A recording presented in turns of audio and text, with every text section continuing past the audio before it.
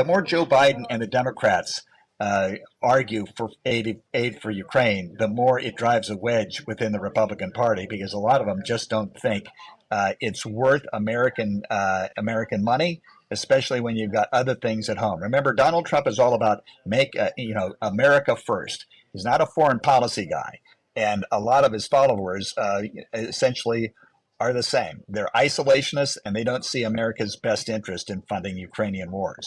Right now, though, let's get into some US politics, shall we? Because it's been an absolutely fascinating couple of days, I've got to say. Former President Donald Trump said Arizona has gone too far after the state's top court upheld a near-total abortion ban, which dated back to 1864. Speaking to reporters on Wednesday, Mr. Trump said he thought the ban would be quickly straightened out. The law bars abortion from conception except to save a mother's life. His remarks come 2 days after he released a statement saying abortion rights should be left to US states, sending a mixed signal. Right, one man who can really iron this out for us, Conan Nolan, political correspondent for NBC, joins us. Hello, Conan. Hello. Good to speak to you tonight. Now, when reporters asked whether the decision went too far, Trump, landing in Atlanta for this fundraiser, said, yes, they did, and that will be straightened out. What do you think he means by straightened out? Well, he's hoping that it goes away. Right.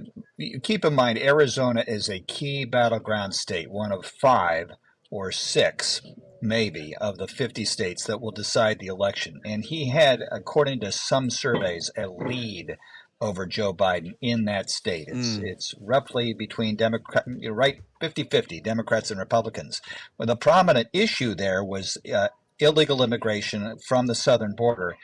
The abortion issue now trumps that. It has angered so many people, and that's what he's concerned about. He's wishing it will go away. The fact is that there will be a ballot measure on the same ballot when he was running for president in November that will enshrine abortion rights into the state constitution of Arizona. Democrats are gleeful that that's going to turn out a lot of Democratic voters, and it changes the it changes the conversation. That's why, for example, Kamala Harris, the vice president, is coming out to Arizona this week in order to protest this Supreme Court decision by the state of Arizona. So it's wishful thinking on the part of Mr. Trump. Yeah, because he said, didn't he, that he would not back a national abortion ban, which has proved unpopular among some of those voters that you were talking about.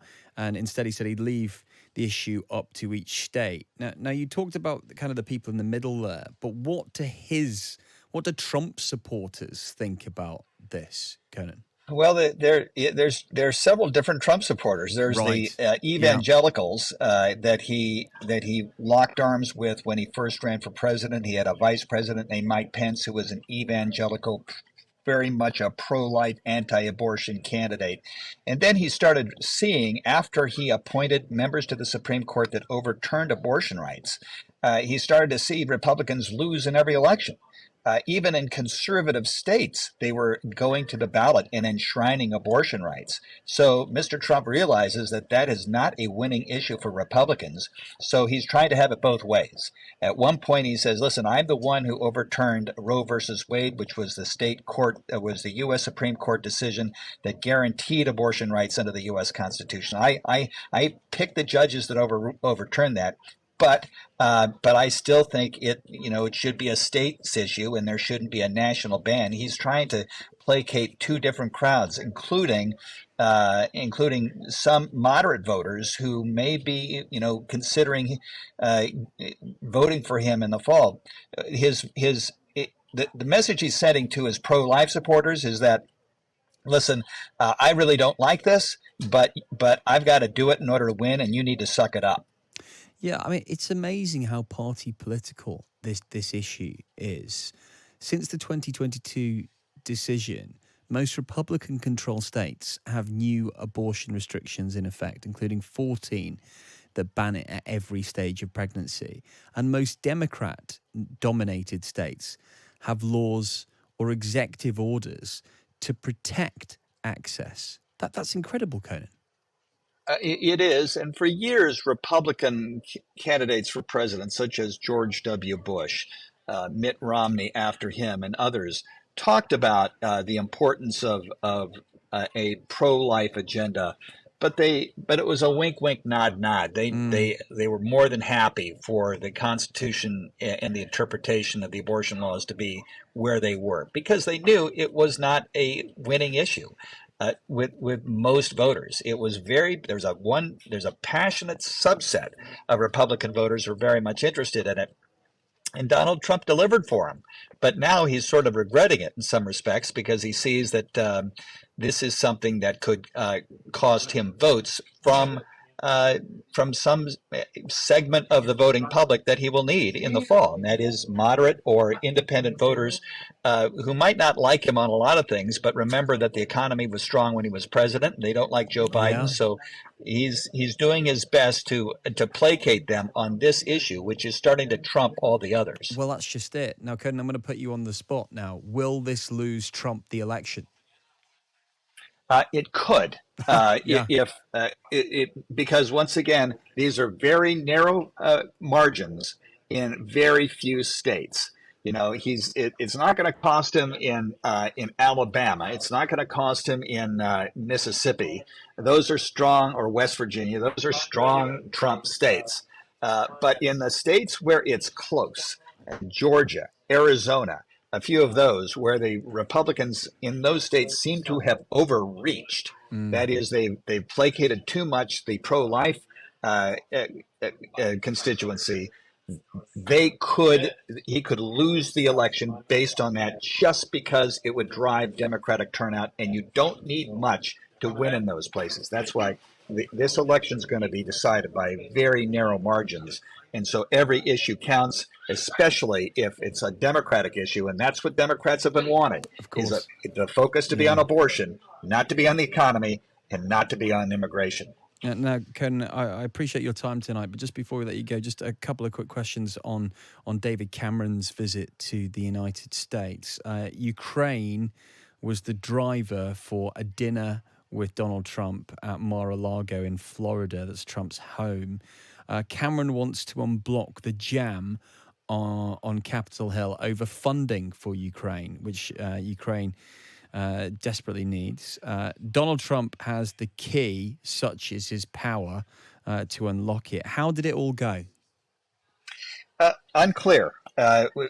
We will know if lieutenants of Donald Trump in Congress, particularly the House of Representatives, side with Speaker Mike Johnson, who wants to get aid to Ukraine.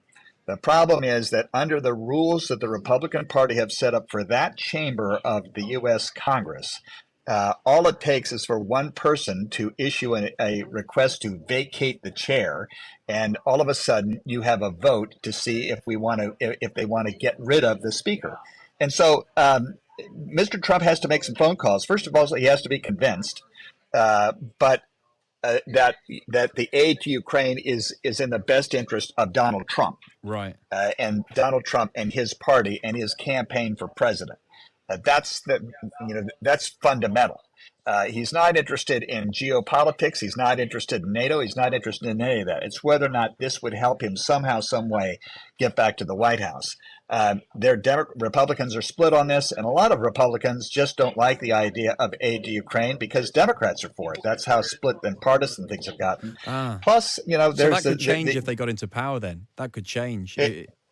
it could, because one of the talking points they have used is, listen, why are we spending all this money on Ukraine and defending the border that Ukraine has with Russia when you're not spending it on defending America's border, which is a sieve, and you have hundreds of thousands of people pouring over from from Mexico. And actually, they're not from Mexico; they're going through Mexico. But that's the point. Is that, and so it's the more Joe Biden and the Democrats argue for aid for Ukraine, the more it drives a wedge within the Republican Party, because a lot of them just don't think it's worth American money, especially when you've got other things at home. Remember, Donald Trump is all about make America first. He's not a foreign policy guy.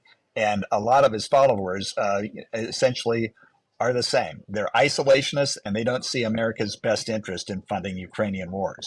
Yeah, yeah. And the headlines, of course, are about the awkwardness as well of the visit, giving David Cameron's choice of words for the former president in the last few years. In his memoirs in 2019, Lord Cameron said that he found it depressing that Mr. Trump could win an election, that it was due to his protectionist, xenophobic, and misogynistic interventions. Trump remembers these things, and he remembers a lot of things, doesn't he, Conan? He certainly does. He's got a long Yeah, memory. yeah. Conan, thanks But for. I will say this: Yeah. he loves it when people grovel Oh, really? Yeah, afterwards. yeah. So maybe it went better than we thought. Conan, thanks so much for chatting to us tonight, and always The great to get pleasure's your all mine. great to get your insight. Conan Nolan, the political correspondent for NBC, ironing it all out for us. Elsewhere, in a potentially embarrassing development, actually, it emerged that a crucial meeting that Lord Cameron said he was going to have with Mike Johnson, he's the Republican Speaker of the House of Representatives, has not actually yet taken place. And Conan, they're talking about his generals, Trump ordering his generals into line. And it may have been that, Mike Johnson was speaking to Trump and saying, well, actually, move on Ukraine. But before traveling, David Cameron made a social media video saying that he'd be meeting Mr. Johnson to persuade him to advance the vote on military assistance to Ukraine. So we don't know why that hasn't taken place, or if it is about to and it's just been delayed, and how much Trump is involved in that.